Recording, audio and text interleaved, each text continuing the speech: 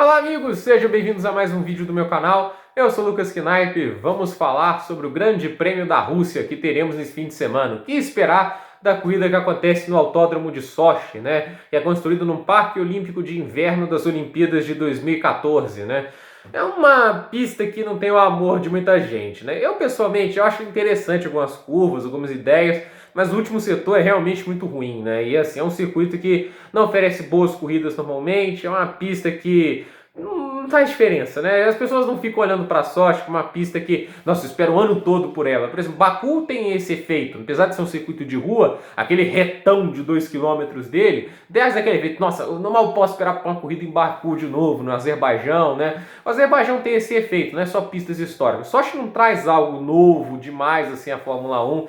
É uma pista, na minha opinião, que poderia ser substituída por outras, né? Assim, acho que até na Rússia não tem pistas melhores. Vamos lembrar que é o penúltimo ano de Sochi, né, no calendário, vai ser substituída pelo Igora Drive, né, que é um circuito em São Petersburgo, né? É um circuito novo construído pelo Helmut, né? Construído assim, arquitetado e projetado, né, as curvas, né? É interessante, eu recomendo todo mundo ver o traçado lá no Google Earth, lá na Wikipedia, já tem já as páginas prontas, já tem lá o desenho do circuito lá, dá para você ver as imagens do satélite, já está praticamente pronto, né? É um circuito interessante, só que ele é meio curto, né? Só tem 4 km de extensão, um pouquinho mais, né? E ele seria o segundo circuito mais curto de todo o calendário. Só ganha de Mônaco, mas também Mônaco é um circuito extremamente peculiar, muito diferente dos demais. Tanto é que a corrida de Mônaco não tem nem os 305 km tradicionais. Então, nesse sentido, dá um pouco de preocupação, porque quando o circuito é muito pequeno, né, às vezes isso pode atrapalhar alguns sentidos. Se você não tem muito espaço para ter uma grande reta, nesse sentido, às vezes é um problema. Mas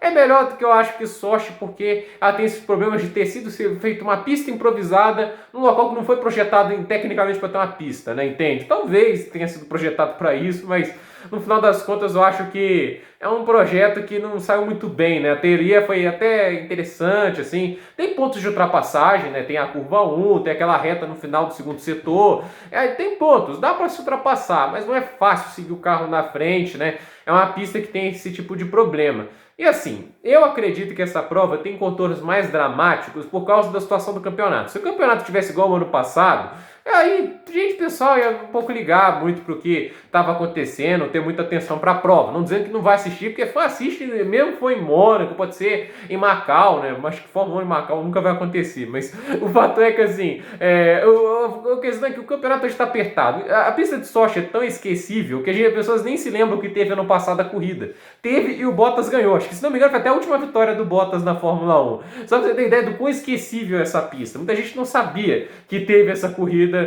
no ano passado. E teve. E assim, este ano ela ganhou um contorno, um tempero a mais. Por quê? A gente está tendo disputa de título. O Verstappen está 5 pontos à frente do Lewis Hamilton. É uma vantagem muito pequena. É menor que a diferença do primeiro para o segundo colocado. Mesmo o segundo colocado fizer a melhor volta, que dá um ponto extra hoje. E assim, aí você abriria 6 pontos em relação ao segundo colocado. Então, se o Hamilton vence, o Verstappen com a melhor volta fica em segundo, Hamilton assume a liderança do Mundial por 1 ponto. E nesse momento, cada ponto vale.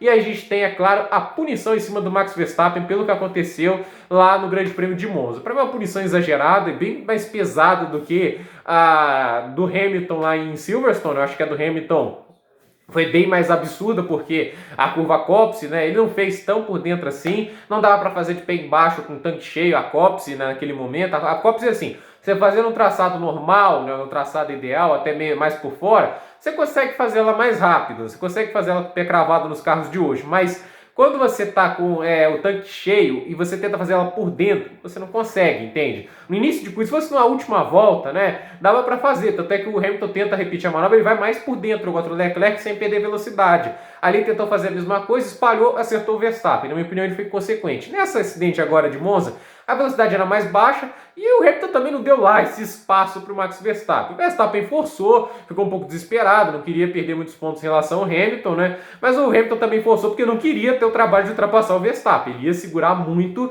o Hamilton e não estava fácil de ultrapassar. A gente viu que o Bottas, mesmo estando em condição de melhor de pneus do que o Pérez, não estava ultrapassando. Quando conseguiu ultrapassar, o Pérez devolveu. Estava difícil ultrapassar em Monza. Então, assim, mais uma vez, provando como esses carros lá são ruins, né, para a Fórmula 1, né? Desde 2017, algumas corridas procissão, né, burocráticas. Esse é o grande problema de ter aumentado a largura dos carros, fica muito difícil seguir o da frente. E Sochi é um pouco vítima dessa largura dos carros, né? Porque em 2015 a corrida foi legal, né? Até porque eu sou fã do Pérez, aí ele ter conseguido o pódio, eu era mais fã da Force India, né? Eu comecei a gostar mais do Pérez lá na Force India, mas a Force India conseguiu um pódio lá, me deixou muito feliz, né? Eu sempre gostei muito da equipe, desde quando o Fisichella fez aquela pole lá em Spa e quase ganhou a corrida, só não ganhou porque a Ferrari do Kimi Raikkonen tinha o KERS, né? Na época o KERS, né, só era utilizado pela McLaren e a Ferrari. Em 2010 não foi, em 2011 ele voltou a ser utilizado, só que por todas as equipes, exceção aquelas nanicas que não faziam diferença. Mas o fato é que assim,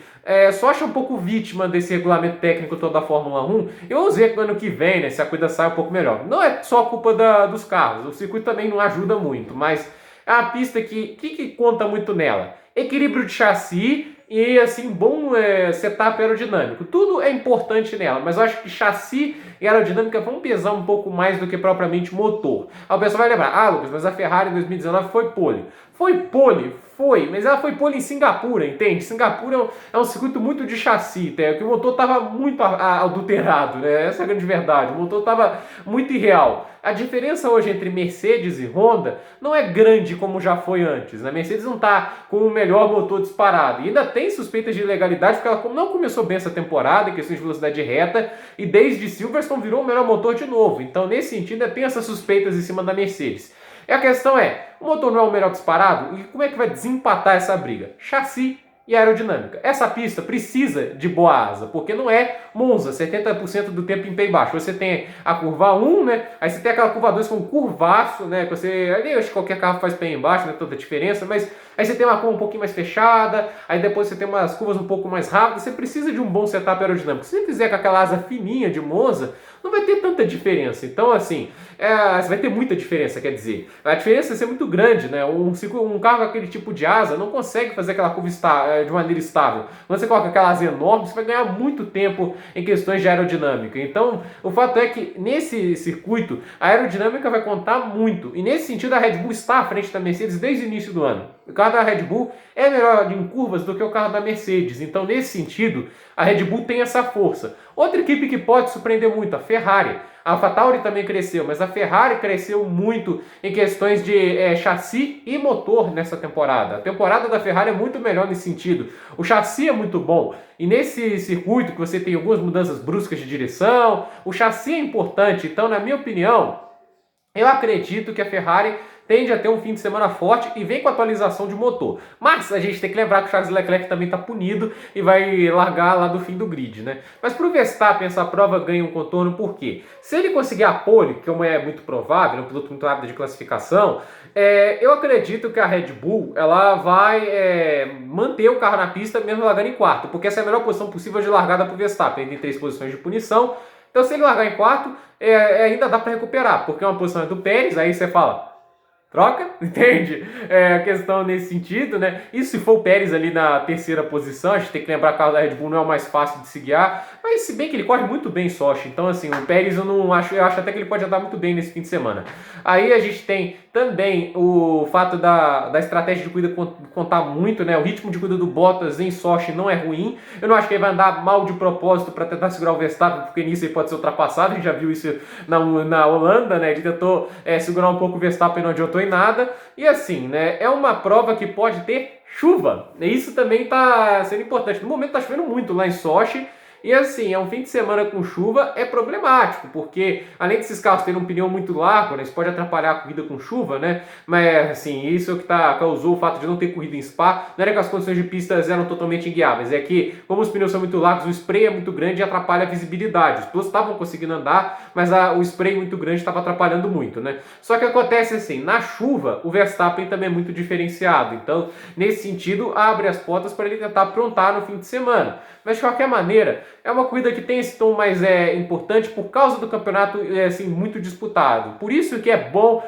ter esse campeonato disputado entre 2 pilotos brigando pelo título, porque toda corrida passa a ser interessante, toda corrida passa a ser decisiva, cada ponto somado fica importante. Com um disparado lá na frente, seja Hamilton, seja Vettel, seja Schumacher, né, esses pilotos que ganharam campeonatos com muita vantagem, né, é chato, é sem graça. Você vai ver a corrida para tentar buscar a emoção ali, disputa, se Sochi não oferece isso. Pelo menos agora tem um pouco do drama da disputa pelo título que está muito divertido entre Max Verstappen e Lewis Hamilton. Vamos ver aí quem leva melhor. Acredito que a Red Bull tem um pouco de favoritismo, mas eu acredito que a Mercedes pode levar vantagem nesse sentido da punição do Max Verstappen e fazer um 1-2 na classificação. Porque eu acho complicado, por mais que o Pérez seja muito bom piloto, ele conseguir domar esse carro da Red Bull, que é muito complicado. Porém, estratégia de pneus pode ser importante, né? Ele pode tentar alongar a parada, voltar com pneus mais rápidos, porém, Sochi é uma pista tão chata e insignificante que nem desgaste de pneu é forte lá. Então, nesse sentido, pode ser que não haja uma corrida com 2 paradas, com estratégia, talvez haja até estratégias alternativas para um tentar superar o outro, mas